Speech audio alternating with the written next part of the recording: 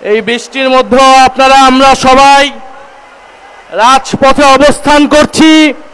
এটাই এই সরকারের জন্য একটা বড় বার্তা। সামনের দিন আসতেছে, বর্ষা বিপ্লব সংগঠিত হয়েছিল 2024-এ, প্রয়োজন লাগলে 2026-এও হবে। এটা সরকারের আচরণের উপর নির্ভর করবে। সরকার 5 মাসে সম্পূর্ণরূপে ব্যর্থ হয়েছে। গ্যাস দিতে পারছে না, বিদ্যুৎ দিতে পারছে না, দ্রব্যমূল্য নিয়ন্ত্রণে রাখতে পারছে না। কর্মসংস্থানের প্রতিশ্রুতি দিয়েছিল, একটি কর্মসংস্থানও নিশ্চিত করতে পারে নাই। অন্যদিকে আমরা দেখছি বিশ্ববিদ্যালয়গুলোতে, ক্যাম্পাসগুলোতে সরকার দলের নতুন ক্ষমতাসীন ছাত্র সংগঠন, ছাত্র দলের সন্ত্রাসীরা, বিরোধী দলের যারা ছাত্র নেতা রয়েছে, ছাত্র শিবির, ছাত্র সংসদ এবং ছাত্র শক্তির নেতৃবৃন্দদের উপরে নির্বিচারে হামলা করছে। তারা পুরনো ছাত্রলীগের জায়গা দখল করে ক্যাম্পাস দখলের পায়তারা করছে।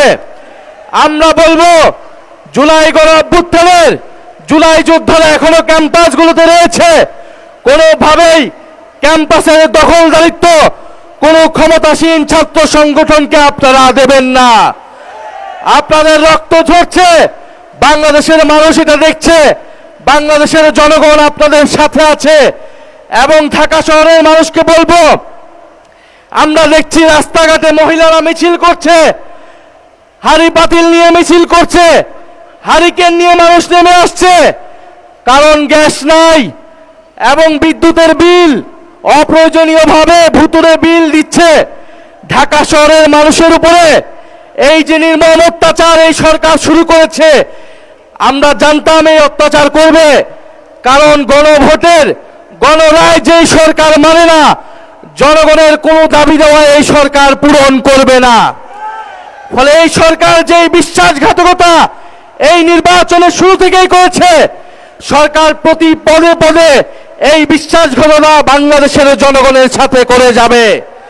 কিন্তু আমরা বাংলাদেশের জনগণ এই সরকারকে কোনোভাবেই এই ধরনের আচরণ করতে দেব না। আজকে আমরা সচিবালয় এখানে এসেছি, আজকে আমরা বার্তা দিতে এসেছি, যদি বিএনপির সরকার, যদি তারেক রহমানের সরকার জনগণের মৌলিক অধিকার গ্যাস, বিদ্যুৎ, কর্মসংস্থান এবং দ্রব্যমূল্য নিশ্চিত করতে না পারে, তবে এই সরকার ক্ষমতায় থাকার স্বপ্ন যেন না দেখে। প্রিয় জনগণ, আপনাদেরকে ধন্যবাদ জানাচ্ছি এবং সরকারের প্রতি বলবো, অবিলম্বে গ্যাসের দাম বৃদ্ধি করার কোন ধরনের পায়তারা করলে গদিতে বসতে পারবেন না। আপনারা দফায় দফায় 5 মাসে সিলিন্ডারের দাম বৃদ্ধি করেছেন, বিদ্যুতের দাম বৃদ্ধি করেছেন, জ্বালানির দাম বৃদ্ধি করেছেন, এখন গ্যাসের দাম বৃদ্ধি করার পায়তারা করছেন। এই পায়তারা অবিলম্বে বন্ধ করতে হবে।